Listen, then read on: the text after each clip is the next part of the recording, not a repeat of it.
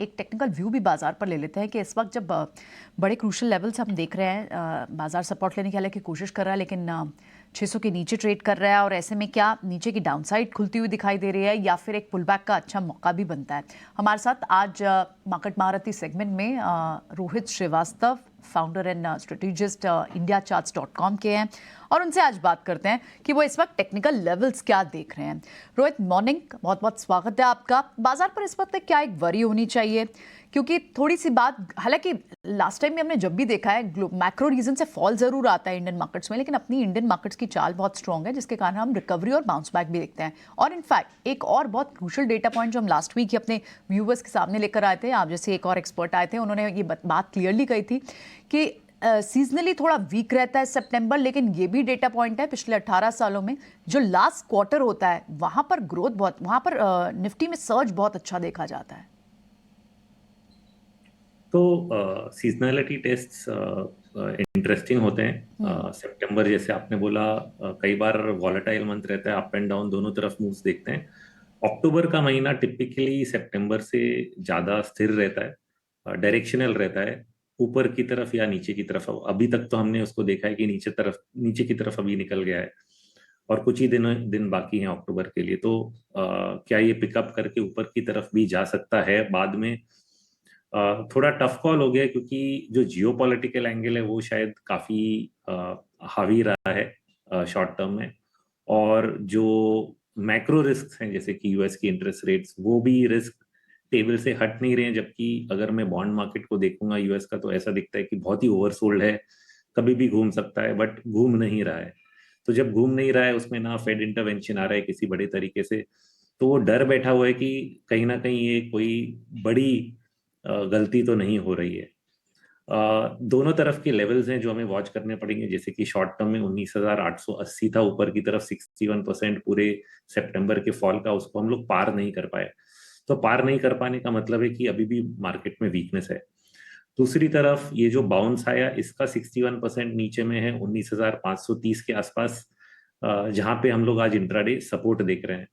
तो ये लेवल भी क्रिटिकल है, क्योंकि कभी कभी जैसे आपने बताया ना कि कई बार ऐसे नेगेटिव न्यूज फ्लोज आ जाते हैं, हमें लगता है कि वो लुढ़क जाएगा। अगर लुढ़का तो नेक्स्ट मेजर सपोर्ट है 18,900 का, बट 18,900 जा रहा है कि नहीं, ये थोड़ा डिफिकल्ट कॉल है, क्योंकि कई बार हमारा मार्केट उसको अब्जॉर्ब कर लेता है, गिवन कि हमारे जो ग्रोथ डेटा पॉइंट्स हैं, जो अर्निंग्स ग्रोथ है, वो ब्रॉडली स्टेडी रही है। इंडिविजुअल कंपनीज की प्लस और माइनस रही हो, बट निफ्टी की ब्रॉडली पॉजिटिव रही। पिछले क्वार्टर में काफी पॉजिटिव था, इस क्वार्टर के भी एक्सपेक्टेशंस फेयरली पॉजिटिव हैं, उतने नहीं पिछले क्वार्टर जैसे, बट फेयरली पॉजिटिव हैं। तो इसलिए कहीं पे अगर सपोर्ट ले सकता है, अभी फिर से हम लोग 19,530 एज अ फाइनल सपोर्ट देख रहे हैं। अगर ये तोड़ता है तो रिस्क जरूर खुल रहा है धीरे धीरे नीचे की तरफ, की शायद हम लोग 18,900 पहले देखें फिर ही तेजी हो। बट 100% नहीं बोल सकता कि ये गिरेगा। अगर 18,530 पकड़ के होल्ड कर लिया, तो वापस अपना बाजार जो है ग्लोबल फैक्टर्स को डिस्काउंट करके वापस ऊपर की तरफ बढ़ेगा। अभी कुछ डेटा पॉइंट्स ऐसे भी हैं जो देख के ये लगता है कि बाजार बहुत ओवरसोल्ड हो चुके हैं। स्पेशली यूएस का, जैसे एसएनपी है, उसका जो पुट कॉल रेशो है, जो पुट्स हैं कॉल से रिलेटिव जो ट्रेड होते हैं, वो इतने ट्रेड हो रहे हैं जितने जनवरी के बॉटम पे हो रहे थे। और वहां से भी बाजार ने काफी इंप्रूवमेंट देखा है। तो अगर उतना ज्यादा पेसिमिज्म या सेंटिमेंट बुरा हो चुका है यूएस में, तो वहां पे भी देख के ऐसा लगता है कि शायद बहुत ज्यादा डाउनसाइड नहीं होना चाहिए। नेट नेट ये कंक्लूड करें कि शायद नेगेटिव जब तक न्यूज फ्लोज आ रही हैं, दोनों तरफ एक बॉर्डर बन जाए और शायद एक रेंज में खेलता रहे बाजार, ये भी हो सकता है।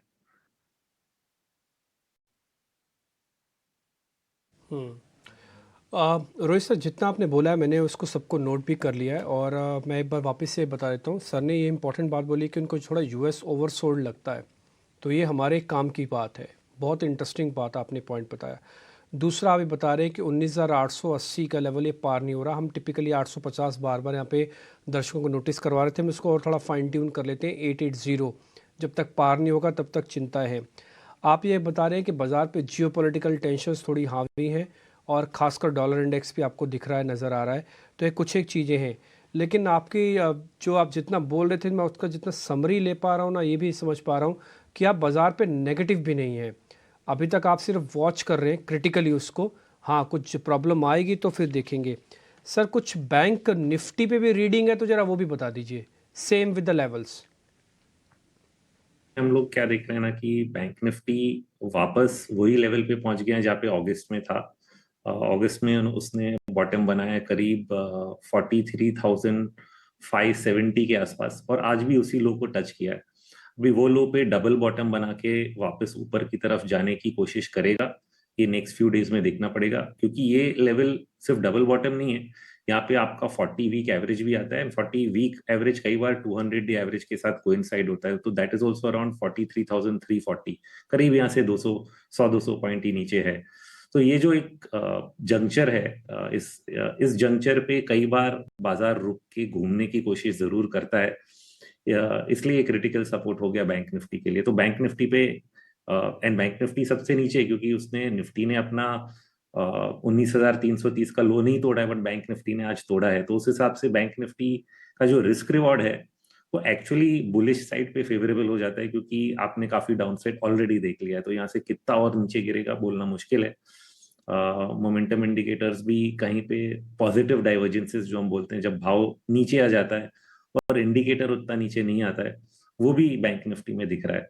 तो आई थिंक 19,570 इनिशियल लेवल पकड़ के एक को हमें अगले 1-2 दिन देखना चाहिए कि ये लेवल होल्ड करता है कि नहीं, और अगर होल्ड करता है तो यहाँ से बुलिश सेटअप निफ्टी में बनने की संभावना रहेगी।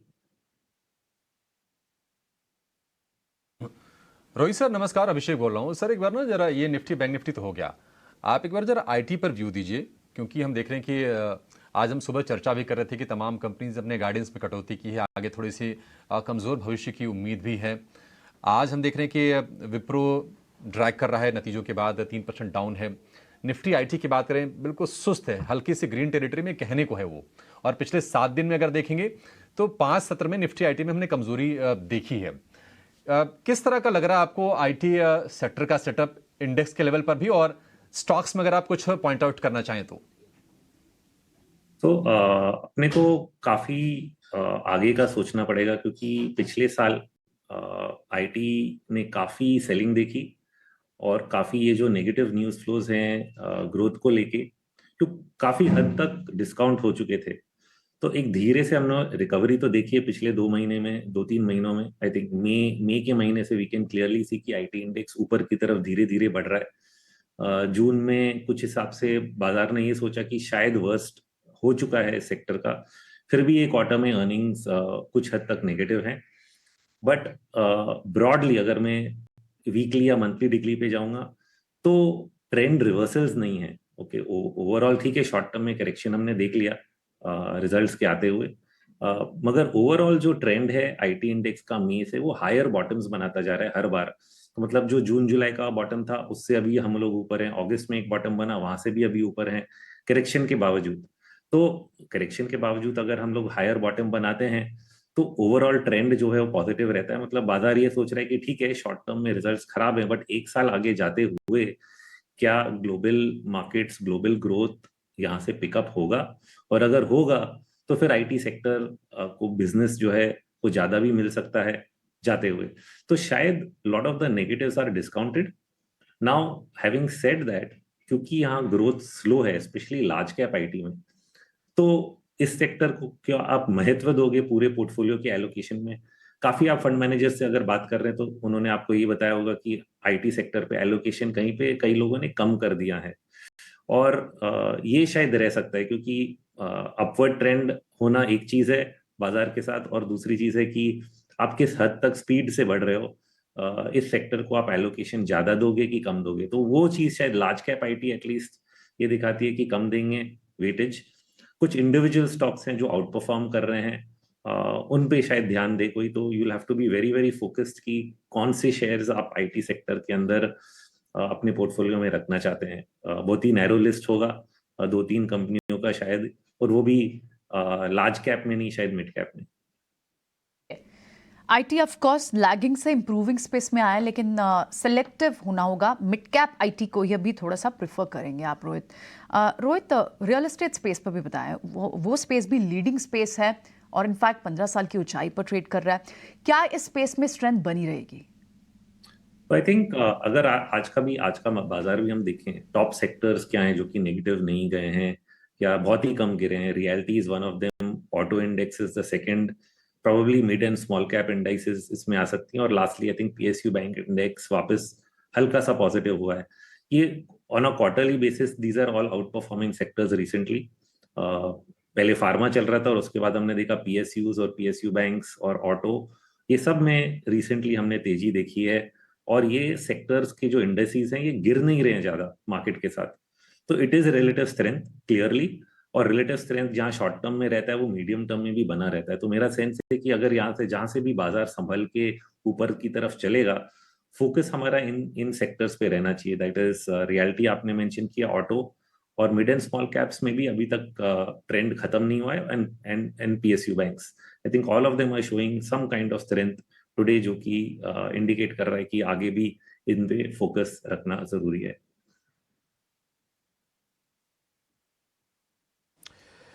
ठीक है रोहित सर, बहुत बहुत शुक्रिया, थैंक यू वेरी मच। आज आपने अच्छे से बताया हमको निफ्टी पे, बैंक निफ्टी पे, और आपका कॉन्फिडेंस अच्छा है और आपकी रीडिंग भी काफ़ी अच्छी है सर। बहुत शुक्रिया sir, thank you very much, आज आपने समय दिया। शुक्रिया।